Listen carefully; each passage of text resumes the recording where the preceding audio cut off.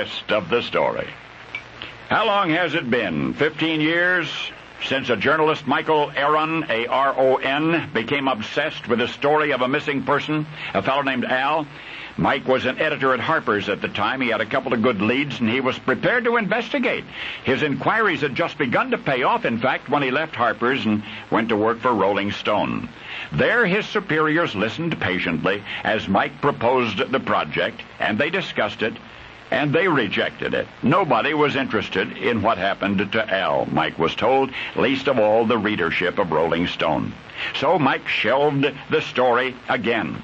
Then he took a third job as editor of the New Jersey Monthly. Now Mike Aron had the latitude he needed. And, not surprisingly, his first order of business was to locate Al. He called one of his reporters, Stephen Levy, into his office, put him on the story. Steve was intrigued by Al's disappearance, immediately began to develop the leads that Mike had cultivated years previous. The leads led to Wichita, Kansas. Steve was on a plane that day. The piece of paper in his pocket was inscribed with an address, a place of business. When reporter Steve arrived there, he found the staff to be cooperative. They took him to a back room. Now Steve is getting nervous. Was Al here, he wanted to know? Yes, they said. Al was here. And a finger pointed to a beer cooler in the corner? A beer cooler? Steve was incredulous. No, said a voice. Underneath the cooler, and behind it. Now Steve squinted. Underneath the cooler, and behind it. And there was a box. It appeared an ordinary cardboard box labeled Costa Cider. Al, or what was left of him, was in that box. And this is the rest of the story.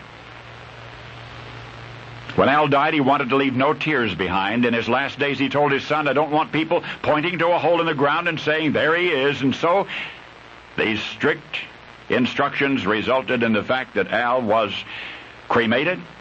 The ashes were disposed of secretly, as was his wish, and in such a way as was his wish that nobody could ever find him.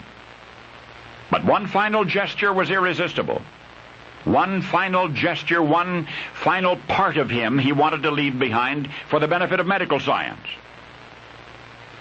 And then Al died, and thus to this day, he is truly a missing person, except for that one part of him, that one remnant which resides in a biological testing laboratory in Wichita, Kansas, in a back room behind a beer cooler inside a cardboard box labeled Costa Cider in a jar of formaldehyde. At last, journalist Mike Aron had his story, and so now do you. Pathologist Thomas Harvey, who had performed Al's autopsy in April of 1955, is still studying what remains of Al's remains. And his conclusions so far are that despite what one might expect, there is nothing at all unusual, nothing at all extraordinary about the brain of Al. Albert Einstein. Now you know the rest of the story.